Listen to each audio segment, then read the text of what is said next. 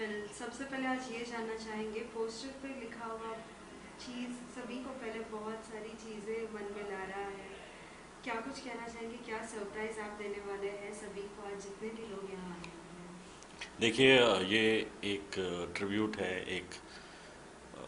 एक फ़ैन की फीलिंग है for his favourite star Rajesh Khanna. So much to say कि मैंने तो अपनी ज़िंदगी में बहुत समय अपनी यंग एज में ऐसा काटा है कि जैसे थिंकिंग दैट हम ही राजेश खन्ना थे। उनके गाने, उनके कैरेक्टर्स, उनके रोल्स। हालांकि जब हम लोग बड़े हो रहे थे तब तक हम लोग सब अमिताभ बच्चन के फ़ैन हो चुके थे इन टर्म्स ऑफ ईयर्स। 73, 74, 75 उस समय तक हम लोग सब लोग एक्शन हीरो के फ़ैन हो चुके थे। पर जैसे जैसे और समय निकला 3-4 साल और हम लोग 16, 17, 18 की एज में पहुँचे तो हम लोग खन्ना साहब की, राजेश जी की ये पिक्चरें देखने लगे। और इन स्लोली स्लोली जैसे जैसे हम उनसे कनेक्ट हुए तो हमको इस चीज़ का एनालाइज हुआ कि रोमांस के और इससे बड़े सुपरस्टार कभी हुए नहीं थे। और मैं बहुत समय तक आज तक मुझे याद है जब मैंने बाजीगर में एज एन एक्टर काम किया था तो अब्बास मस्तान साहब जो डायरेक्टर थे वो हमेशा मुझे रोकते थे, बोलते कि तुम हर पल में ना ऐसे कुछ करते हो नॉर्मल सीन में। तो मेरा शाहरुख खान के साथ सीन था, काजोल के साथ था, शिल्पा शेट्टी के साथ जब मैं करता था तो हर बार जब एक्शन बोलते थे तो मेरी ऐसी भाव आ जाती थी। And I was so much I was to copy Rajesh Khanna so much, but not completely. But it was just like such a quality that it was inside my heart to be like him. Nobody can be like him. There's never been a bigger उनसे बड़ा superstar आज तक I think हमारी Indian industry में नहीं देखा है। और ये जो शाम है इसके अंदर मेरी ज़िंदगी की 3 चीज़ें जुड़ कर आई हैं। एक उनका फ़ैन होना, किशोर कुमार साहब की आवाज़, पंचम दा का म्यूज़िक जिसने मुझे इतना इंस्पायर किया। मैंने भी अपनी ज़िंदगी में तीनों चीज़ें, एक्टिंग भी की है, गाना भी गाया है, संगीत भी दिया है और हमारी संगीत की परंपरा जारी है, हमारे बच्चे भी कर रहे हैं। तो मेरे दिल में ये ख्वाहिश थी कि मेरी तस्वीर, मतलब मैं राजेश खन्ना जी के साथ हूँ।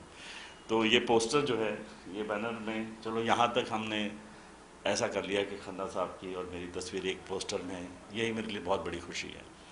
एंड ये शाम कम्प्लीटली उनकी यादों को डेडिकेटेड है। उनके ट्रिविया, उनके ऑडियो विजुअल्स हम बजाएंगे, जो जो चीज़ें हम रिसर्च कर सके। और फिर उनके बहुत ही खूबसूरत गाने मैंने पिछले 1.5 साल बहुत मेहनत की है। होप करता हूँ कि आज जितने भी लोग आए हैं इस शाम को एक यादगार शाम बनाकर जाएं। क्या आप कभी राजेश खन्ना जी से मिले थे? हाँ, ये बहुत अच्छा क्वेश्चन है।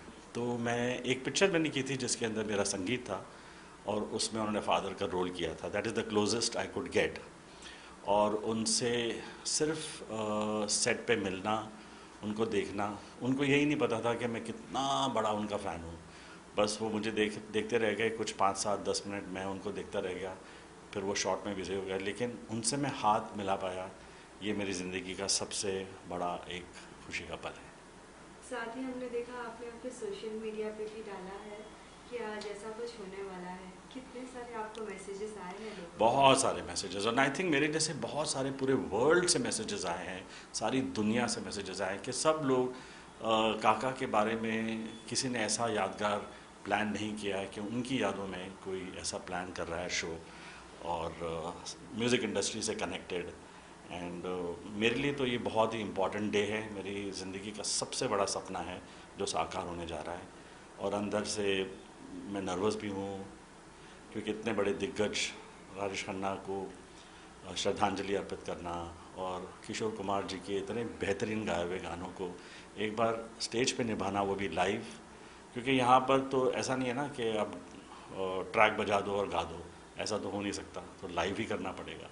और बहुत सारे म्यूज़िक लवर्स आ रहे हैं, फैंस आ रहे हैं राजेश खन्ना जी के, और मैं एक समझो संगीत का सूत्रधार इस शाम का बन रहा हूँ। जैसे कि आपने कहा आप बहुत बड़े फैन हैं, क्या उनसे भी फैंस के लिए आप थोड़ा बहुत कुछ गुनगुनाना चाहेंगे? दीवाना लेके आया है दिल का तराना, दीवाना लेके आया है दिल का तराना, देखो कहीं यारो ठुकरा न देना मेरा नजराना, दीवाना लेके आया है दिल का तराना। Thank you. बहुत बहुत एक बार ऐसा ही लगा कि हम भी वही मूवीज जैसे देखते थे, हम वहीं खो जाते थे, वैसा ही कुछ लगा।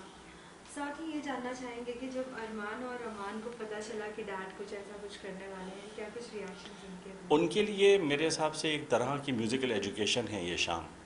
इस इस कॉन्सर्ट के द्वारा, इस कोशिश के द्वारा, ये जो रिहर्सल हमने की है इसके द्वारा डेफिनेटली वो ऐसे संगीत से वाबस्ता होंगे और ऐसे संगीत से जुड़ेंगे, एक ऐसी स्टार से जुड़ेंगे। ये देखिए 45-40 साल पुरानी कहानी है, ये संगीत बहुत पुराना है, 1969 से लेकर 1972 तक, उसके बाद 80s तक ये संगीत बना था।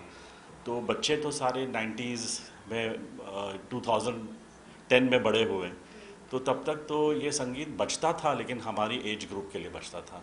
अब उनको ये संगीत का एक्सपोजर मिल रहा है, तो मुझे बड़ी खुशी है कि मैं अपने बच्चों के लिए ये संगीत कर सक रहा हूँ। साथ ही आज बहुत ही कम सुनने मिलता है इस तरीके की संगीत, आप क्या कहना चाहेंगे उस पर?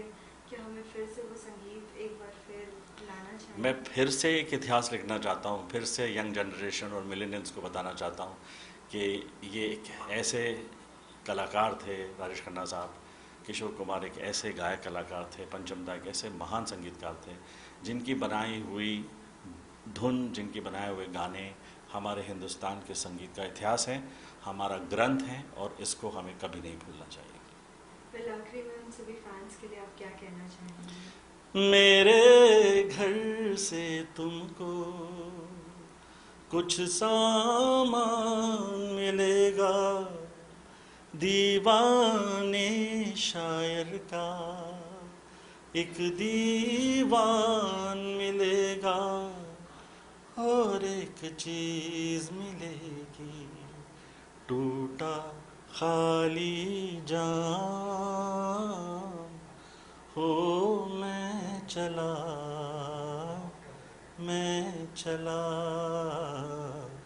मैं शायर बदनाम।